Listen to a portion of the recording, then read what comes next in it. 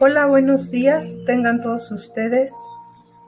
Ya estamos en el capítulo 4, en el subcapítulo 2 de este capítulo 4, pero antes de empezar nuestra lectura, vamos a cerrar los ojos y nos vamos a instaurar en este momento.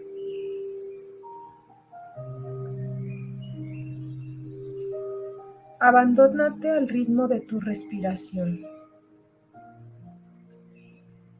No trates de cambiar absolutamente nada. Simplemente fluye con su ritmo, con su profundidad, con su temperatura.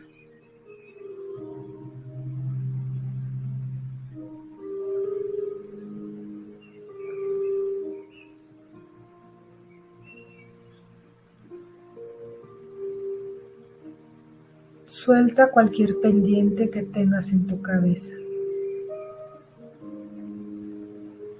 Recuerda que estos momentos de lectura son para ti.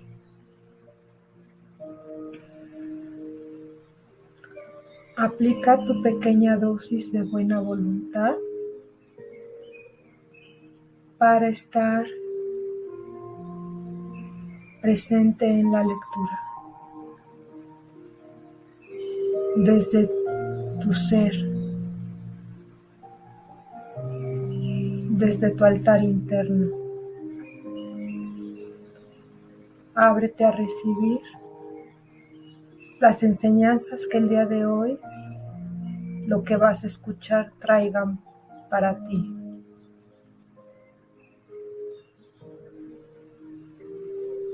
Pero no generes expectativas. Simplemente ábrete a recibir lo que hoy vas a escuchar.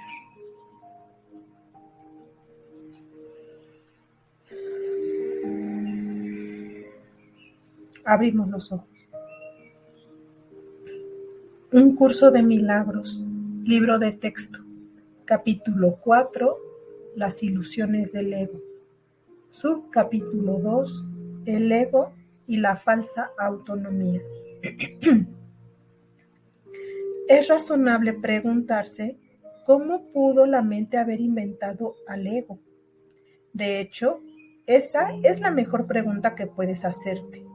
Sin embargo, no tiene objeto dar una respuesta en función del pasado porque el pasado no importa y la historia no existiría si los mismos errores no siguieran repitiéndose en el presente. El pensamiento abstracto es pertinente al conocimiento con C mayúscula, porque el conocimiento con C mayúscula es algo completamente impersonal y para entenderlo no se necesita ningún ejemplo. La percepción, por otra parte, es siempre específica y por lo tanto concreta. Todo el mundo inventa un ego o un yo para sí mismo, el cual está sujeto a enormes variaciones debido a su inestabilidad. También inventa un ego para cada persona a la que percibe, el cual es igualmente variable. Su interacción es un proceso que los altera a ambos porque no fueron creados por el inalterable, o mediante él. Es importante darse cuenta de que esta alteración ocurre con igualdad facilidad, tanto si la interacción tiene lugar en la mente como si entraña proximidad física. Pensar acerca de otro ego es tan eficaz en el proceso de cambiar la percepción relativa como lo es la interacción física. No puede haber mejor ejemplo que este de que el ego es solamente una idea y no un hecho. Tu propio estado mental es un buen ejemplo de cómo fue inventado el ego. Cuando repudiaste el conocimiento con C mayúscula, fue como si nunca lo hubieses tenido. Esto es tan evidente que hasta con que lo reconozcas, basta con que lo reconozcas para constatar que eso es lo que en realidad ocurre. Y si eso ocurre en el presente, ¿por qué habrías de sorprenderte que hubiese ocurrido en el pasado? Asombrarnos ante lo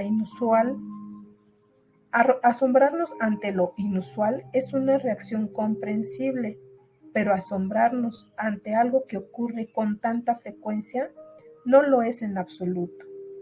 No olvides, no obstante, que la mente no tiene por qué operar así, aunque así es como opera ahora. Piensa en el amor que los animales sienten por sus crías y en la necesidad que sienten de protegerlos. Eso se debe a que las consideran parte de sí mismos. Nadie repudia lo que considera parte de sí mismo. La manera en que reaccionas ante tu ego es similar a cómo Dios reacciona ante sus creaciones, con amor, con protección y con caridad. Tus reacciones ante el yo que inventaste no son sorprendentes. De hecho, son muy similares a la forma en que algún día reaccionarás ante tus creaciones reales, las cuales son tan eternas como tú. No es cuestión, por lo tanto, de cómo reaccionas ante el ego, sino de lo que crees ser. Creer es una función del ego, y mientras tu origen siga sujeto a interpretaciones, lo seguirás viendo desde el punto de vista del ego. Cuando el aprendizaje deje de ser necesario, simplemente conocerás a Dios. La creencia de que hay otra forma de percibir es la idea más sublime de que es capaz el pensamiento. La creencia de que hay otra forma de percibir es la idea más sublime de que es capaz el pensamiento del ego. Esto se debe a que dicha idea reconoce, aunque sea mínimamente, que el ego no es el ser. Socavar el sistema de pensamiento del ego no puede sino percibirse como un proceso doloroso, aunque no haya nada que esté más lejos de la verdad. Los bebés gritan de rabia cuando se les quita un cuchillo o unas tijeras, a pesar de que si no se hiciera podrían lastimarse.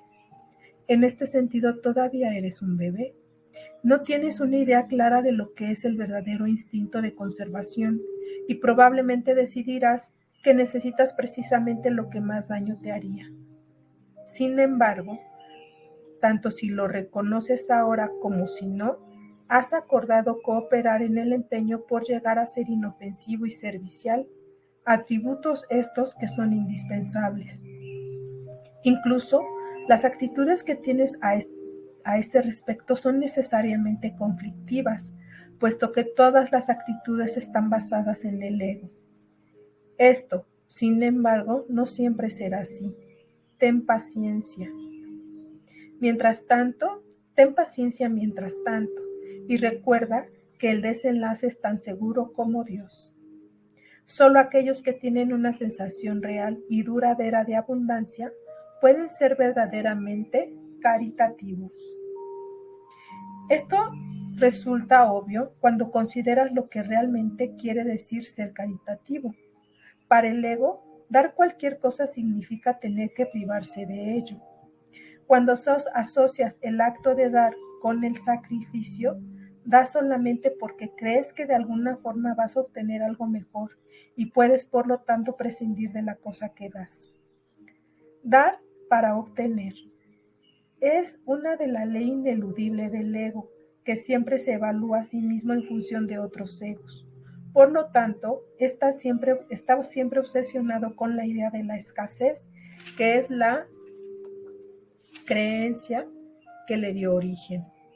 Su percepción de otros egos como entes reales no es más que un intento de convencerse a sí mismo de que él es real. El amor propio, entre comillas, desde el punto de vista del ego, no significa otra cosa que el ego se ha engañado a sí mismo creyendo que es real y por lo tanto está temporalmente menos inclinado a depredar. Ese amor propio, entre comillas, es siempre vulnerable a experimentar tensión. Término que se refiere a cualquier cosa que él perciba como una amenaza a su existencia. El ego vive literalmente a base de comparaciones. La igualdad es algo que está más allá de lo que puede entender y por lo tanto le es imposible ser caritativo. Lo que el ego da nunca emana de una sensación de abundancia porque él fue engendrado precisamente como sustituto de esta. Por eso es por lo que el concepto de obtener, entre comillas, surgió en su sistema de pensamiento. Los apetitos son mecanismos para obtener, entre comillas, que representan la necesidad del ego de ratificarse a sí mismo. Esto es cierto tanto en el caso de los apetitos corporales como en el de las llamadas necesidades más elevadas del ego, entre comillas. El origen de los apetitos corporales no es físico. El ego considera el cuerpo como su hogar y trata de satisfacerse a sí mismo a través de él, pero la idea de que eso es posible es una decisión de la mente, que está completamente confundida acerca de lo que realmente es posible. El ego cree que tiene que valerse por sí mismo para todo, lo cual no es más que otra forma de describir cómo cree que él mismo se originó.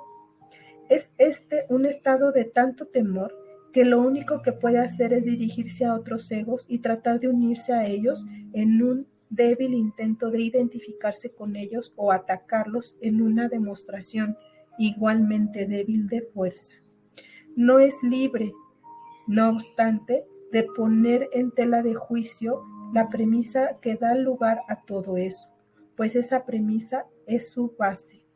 El ego es la creencia de que la mente, el ego es la creencia de la mente según, el ego es la creencia de la mente según la cual él tiene que valerse completamente por sí mismo. Los incesantes esfuerzos que realiza por ganar el reconocimiento del espíritu y establecer así su propia existencia son inútiles. El espíritu, en su conocimiento, no es consciente del ego, no lo ataca, simplemente no lo puede concebir en absoluto. Aunque el ego tampoco se percata del espíritu, se percibe a sí mismo rechazado por algo más grande que él. Por eso es por lo que el amor propio, tal como el ego lo concibe, no puede por menos que ser ilusorio. Las creaciones con C mayúscula de Dios no crean mitos. Si bien el esfuerzo creativo se puede trocar en mitología, esto puede suceder, sin embargo, solo bajo una condición: lo que fabrica deja de ser creativo. Los mitos pertenecen exclusivamente al ámbito de la percepción, y las formas que adoptan son tan ambiguas y de una naturaleza tan marcada por la dicotomía entre el bien y el mal, que ni siquiera el más benévolo de ellos está exento de connotaciones aterradoras. Los mitos y la magia están íntimamente relacionados, ya que los mitos generalmente tienen que ver con el origen del ego, y la magia con los poderes que el ego se atribuye a sí mismo. Los sistemas mitológicos incluyen por lo general alguna descripción de la creación, entre comillas, y la conectan con su forma particular de magia. La llamada lucha por la supervivencia, entre comillas, no es más que la lucha del ego por prolongar su existencia, así como la interpretación que ha hecho con respecto a su comienzo. Este comienzo casi siempre se asocia con el nacimiento físico, ya que resulta difícil sostener que el ego existía antes de ese momento. Los más religiosos, entre comillas, de los mitos basados en el ego, puede que postulen que el alma existía antes y que seguirá existiendo después de un lapso temporal de vida en el ego. Algunos postulan incluso que el alma será castigada por este lapso. La salvación, no obstante, no es aplicable al espíritu, pues éste no está en peligro, por lo tanto no tiene que ser rescatado. La salvación no es otra cosa que mentalidad recta, entre comillas, que aunque no es la mentalidad uno del Espíritu Santo, se debe alcanzar antes de que la mentalidad uno pueda ser reinstaurada. La mentalidad recta conduce automáticamente al siguiente paso: ya que la percepción correcta está completamente exenta de cualquier forma de ataque. Por lo tanto, la mentalidad errada desaparece. El ego no puede sobrevivir sin emitir juicios, por consiguiente, se le abandona. La mente tiene entonces una sola dirección por la que avanzar. La dirección que sigue es siempre automática, pues no puede sino atacar los dictados del sistema de pensamiento al que se adhiere. No se puede hacer demasiado hincapié en el hecho de corregir la percepción, es simplemente un expediente temporal. Dicha corrección es necesaria únicamente porque la percepción falsa es un obstáculo para el conocimiento con C mayúscula, mientras que la percepción fidedigna es un trampolín hacia él. El valor de la percepción correcta reside en la conclusión inevitable de que toda percepción es innecesaria. Esto elimina el obstáculo por completo. Te preguntarás, ¿cómo puede ser posible esto mientras parezca que vives en este mundo? Esa es una pregunta razonable. No obstante, tienes que asegurarte de que realmente entiendes lo que estás preguntando. ¿Quién es el tú, entre comillas, que vive en este mundo? El espíritu es inmortal y la inmortalidad es un estado permanente. El espíritu es tan verdadero ahora como siempre lo fue y lo será siempre, ya que no entraña cambios de ninguna clase. No es un continuo ni se puede entender tampoco comparándolo con un opuesto. El conocimiento con C mayúscula nunca admite comparaciones. En esto estriba su diferencia principal con respecto a cualquier otra cosa que la mente pueda comprender. Es un capítulo largo, yo te invito a que lo vuelvas a leer.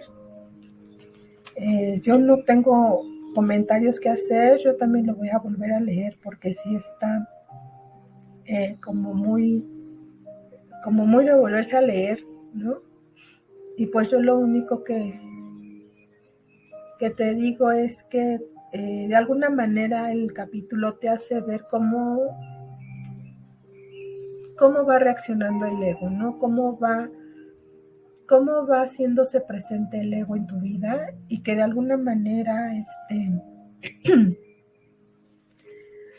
como que te da siento que te da un ejemplo de cómo se comporta el ego en este mundo ilusorio y de alguna manera es como para que tú te des cuenta en qué momento o en cuántos momentos de tu vida, de tu día a día estás en el ego, ¿no?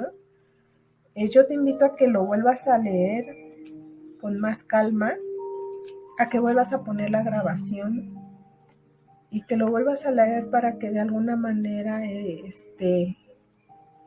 se te puedan aclarar más las ideas. También te invito a que escuches el link del video que te dejo de José Luis Molina. La verdad es que él explica, bueno, al menos a mí sí me gusta cómo explica porque se detiene en cada párrafo y pues yo te invito a que si tienes el tiempo y las ganas, pues le des al link para que escuches la explicación de José Luis. A veces sus explicaciones se hacen muy largas, a veces los videos de él pues son de 40 minutos, luego hasta de 1 hora, pero pues si tienes el chance, pues escúchalo, ¿no? Y ve qué dice él y escucha lo que dice él, para que de alguna manera a lo mejor las dudas que te surjan puedan ser un poco más aclaradas. Yo nada más te hago la lectura como para que si la quieres volver a poner, ya sabes que no implica mucho tiempo, entonces tú te la puedes volver a poner la lectura y volver a la leer. Pues hasta aquí mi comentario. Yo agradezco, bendigo y honro tu existencia. Gracias, gracias, gracias por ser, estar y existir, por seguir en este camino llamado un curso de milagros. Y pues yo te invito a que mañana nos volvamos a encontrar con el siguiente subcapítulo y que tengas un día lleno de luz, lleno de amor, lleno de paz, lleno de confianza, lleno de muchas bendiciones y de muchas experiencias que te hagan regresar a la fuente, que te hagan saber que nunca te has separado de Dios y que nunca